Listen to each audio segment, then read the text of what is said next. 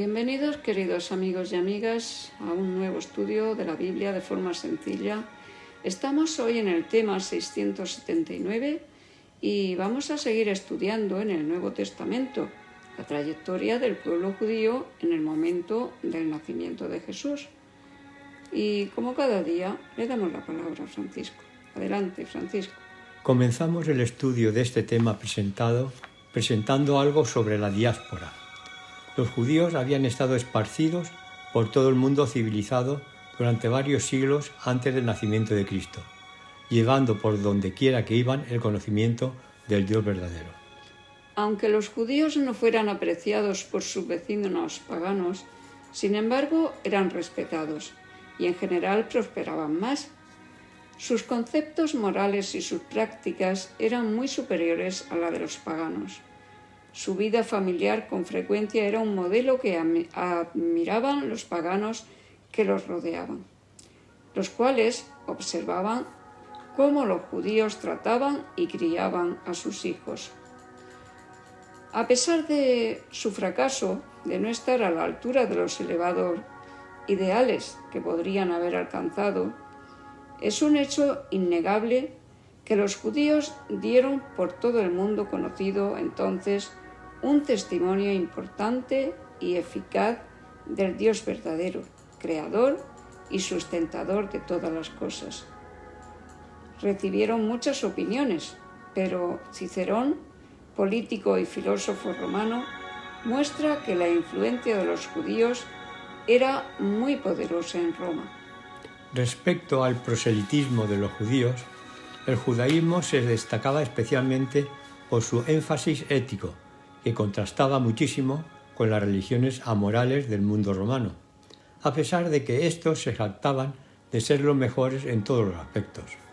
Dada la falta de ética en la religión pagana, la moralidad alcanzada por el pueblo judío, debido a su concepto de la deidad y por la Torá, llamaban la atención a los habitantes de una manera notable. De hecho, muchos fueron inducidos a aceptar el judaísmo en mayor o menor grado.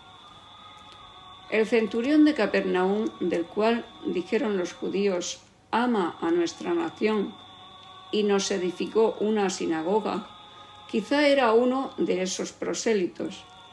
El centurión Cornelio de Cesarea era temeroso de Dios y oraba a Dios siempre.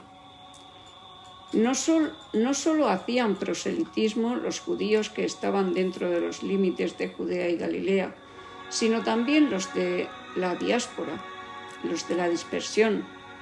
El éxito en el proselitismo se debía en gran medida a que los gentiles con frecuencia eran atraídos por la constancia de los judíos en su religión y por la serenidad espiritual interior de estos ante las dificultades, así como por el sentimiento fraternal que su sólida fe religiosa hacía que demostraran en su relación mutua. Por eso, y con frecuencia, cuando los gentiles examinaban el judaísmo para descubrir el secreto de su eficacia, se sentían inducidos a abrazarlo. A medida que las religiones paganas perdían atracción y los judíos llevaban a cabo por doquiera una activa obra misionera, los prosélitos a la fe judía pudieron contarse por centenares de miles y quizás millones, de acuerdo con la opinión de eruditos modernos autorizados, tanto judíos como cristianos.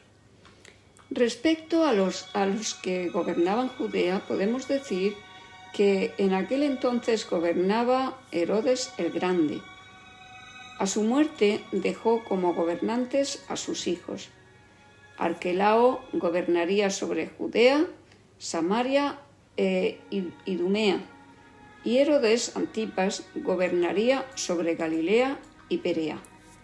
Arquelao convocó al pueblo de Jerusalén cuando murió su padre, sentado en lo alto de un trono de oro en el recinto del templo. Se dirigió al pueblo con bellas palabras y promesas. La gente reaccionó presentando muchos pedidos, demandando la libertad de los presos, el perdón de los castigos de los que estaban acusados de delitos políticos y la reducción de los impuestos. Era el tiempo de la Pascua y la ciudad estaba llena. Como temía que estallara una rebelión, una compañía de soldados entró en el atrio del templo para mantener el orden. Los soldados encontraron resistencia y cuando llegó un destacamento mayor, se produjo una lucha en la cual murieron más de 3.000 judíos. Por supuesto, esos levantamientos contra los romanos estaban condenados al fracaso. Varo, gobernador de Siria, llegó a Palestina con fuerzas suficientes, sofocó la revolución y crucificó a 2.000 de los infortunados judíos rebeldes. Arquelao heredó el carácter del padre, pero no su capacidad. El pueblo se quejó y consiguió que el emperador Augusto lo desterrara. Judea y Samaria fueron anexionadas a Siria y quedaron bajo el gobierno de un procurador romano hasta que Herodes Agripa, nieto de Herodes el Grande, llegó a ser el rey de Judea por orden del emperador Calígula. Herodes Antipas desempeñó bastante bien el gobierno de Galilea y de Perea. Aunque derrochaba en los gastos, su habilidad lo capacitó para mantener la paz en Galilea y para evitar los reproches de Augusto, quien conocía sus tendencias traidoras. Cuando Tiberio ascendió al trono imperial en el año 14 después de Cristo, Antipas fue favorecido y en homenaje al emperador edificó una ciudad en la orilla del mar de Galilea y la llamó Tiberíades, y también le dio ese nombre a todo el lago. Antipas se enamoró de su sobrina y cuñada Herodías. Herodías aceptó ir a vivir a Judea con la condición de que le construyera allí un palacio para vivir. Este hecho familiar vergonzoso es lo que Juan el Bautista condenó, condenación que primero le causó el encarcelamiento y después su muerte. Cuando Antipas lo ordenó para satisfacer el pedido de Herodías y su hija, Salomé, durante un banquete lleno de voluptuosidad. Sin embargo, cuando Jesús fue juzgado, se negó a dictar la sentencia que pedían los judíos, sentencia que también Pilato abrigaba la esperanza de evitar, pero no puso nada de su parte para hacerlo.